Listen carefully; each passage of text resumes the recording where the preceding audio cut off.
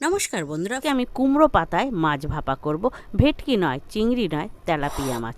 Tilapia মাছ নিয়েছি এখানে একটা খুব বড় সাইজের, নিয়ে ভালো করে ধুয়ে এর গায়ে না নুন হলুদ মাখিয়ে নিয়েছি, আর নিয়েছি মাঝখান দিয়ে না আড়ে আড়ে কেটে নিয়েছি, তাহলে এর ভিতরে না মশলাটা খুব ভালোভাবে ঢুকে যাবে।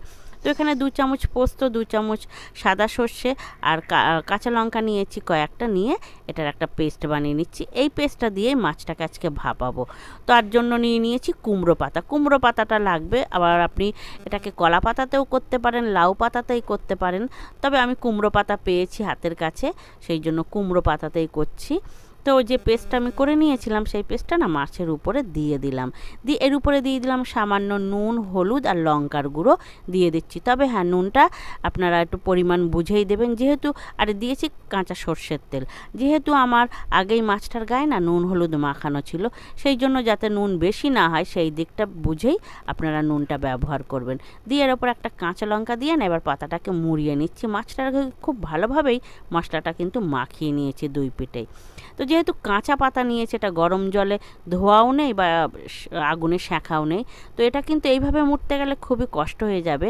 আপনাদের আমি বলছি, এটাকে সুতো দিয়ে না বাঁধলে কিন্তু এটা মোড়ানো যাবে না, যেহেতু এটা কাঁচা পাতা, খুবই শক্ত পাতা, মুড়তে গেলে খুলে যাচ্ছে। ওই জন্য না সুতো দিয়ে খুব ভালোভাবে আমি এটাকে বেঁধে নিলাম।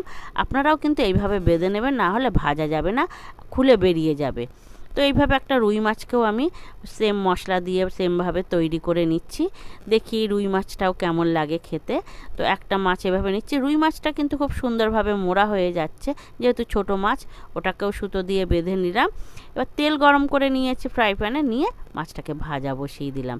এই সময়টায় কিন্তু গ্যাসের ফ্লেম লো করতে রেখে দিয়েছি একদম, আর দিয়ে ঢাকা দিয়ে দিয়েছি, যেহেতু এটাকে ডিপ ফ্রাই করতে হবে। তবে মিনিট খানিক অন্তর অন্তর কিন্তু এটাকে পাল্টে পাল্টে ভেজে নিতে হবে, তাহলে এটা ডিপ ফ্রাই হবে।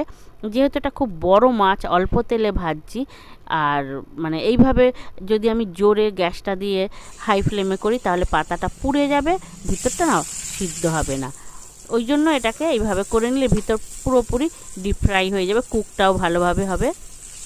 তো আমি মাছটাকে না এপিট ওপিট খুব ভালোভাবে ঢেকে ঢেকে বারবার গ্যাস মানে ঢাকা দিয়ে দিয়ে পাল্টে পাল্টে আমি ভেজে নিচ্ছি, যাতে ভিতরটাও ভাজা হয়। দেখুন অলমোস্ট ওটা হয়ে এসছে, যেহেতু পাতাটা ফ্রাই হয়ে এসছে, দেখছেন তো। তো এবার এই সময় আমি এটাকে নামিয়ে নেবো। তবে খুব বেশি কিন্তু তেল লাগে না, এটা যতটা তেল দিয়েছি মোটামুটি থেকেই গেছে। তো মাছটাকে আমি তুলে নিচ্ছি, আমার ভাজা হয়ে গেছে। এবার একটা প্লেটে নিয়ে আপনাদেরকে আমি দেখাচ্ছি এটা কেমন হয়েছে। তো আটানা ব্লগে আপনাদের স্বাগত। রান্নাটা কেমন হয়েছে কমেন্টে কিন্তু অবশ্যই জানাবেন, আর পারলে বাড়িতে একবার ট্রাই করবেন, নিশ্চয়ই খেতে ভালো লাগবে। দুপুরে গরম ভাতের সঙ্গে এটা খুবই ভালো লাগবে খেতে। দেখুন পাতাটা আমি খুলছি, ভিতরটা কত সুন্দর ফ্রাই হয়ে গেছে, পাতাটা একদম সফট আর জুসি ভাবও আছে। এটা কিন্তু ড্রাই হয়ে ফ্রাই হয়নি, এটা বেশ জুসি ভাব আছে, মাছটাও ভিতরে জুসি। আর এটা যে পুরোপুরি কুক হয়ে গেছে ভিতর থেকে, এই লঙ্কাটা দেখেই তা বোঝা যাচ্ছে, দেখছেন তো। তো আমি এটাকে আপনাদেরকে দেখালাম খুলে, এর কালারটা কিন্তু সুন্দর এসছে, জুসি ভাবও আছে। তো পারলে বাড়িতে একবার করে দেখবেন, এটা তো ঘরে থাকা জিনিসপত্র মশলাপাতি দিয়ে হয়ে যায়, খুব বেশি ঝামেলাও নেই, শুধু লাউ পাতা কিংবা কুমড়ো পাতা হলেই হবে।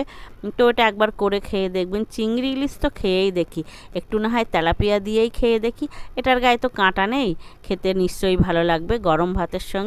পারলে একবার খেয়ে দেখবেন। আর আমার ভিডিওটা কেমন হয়েছে কমেন্টে অবশ্যই জানাবেন, ভালো হলেও জানাবেন, খারাপ হলেও কমেন্ট করবেন।